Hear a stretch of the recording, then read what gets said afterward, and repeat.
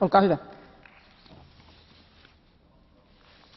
Благодаря, госпожо председател. Уважаеми колеги, господин комисар, ужасяващите събития от преди 20 години в Сребреница могат да бъдат тълкувани от много страни. Но те трябва да ни напомнят най-важното, че преходът от тоталитаризъм към демократични граждански общества на Балканите беше белязан с кървави етнически конфликти.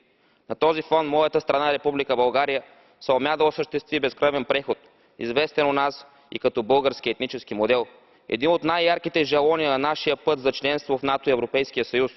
С активната роля на либералната партия ДПС бяха опровергани очакванията на много анализатори, че първата кръвопролитна етническа война ще се случи в България заради насилствената смяна на имената на българските мюсюлмани.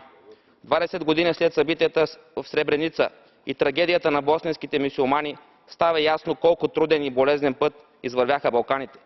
Споменът за трагедията в Сребреница ни подсеща, че Европа продължава да бъде морален длъжник на Западните Балкани. За 2 десетилетия държавите от този регион се превърнаха от непримирими врагове в партньори и съмишленици на евроатлантическата кауза.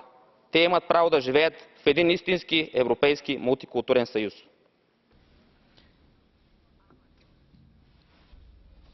Kiitoksia. Ja seuraavana Marino Epinto. Olkaa hyvä.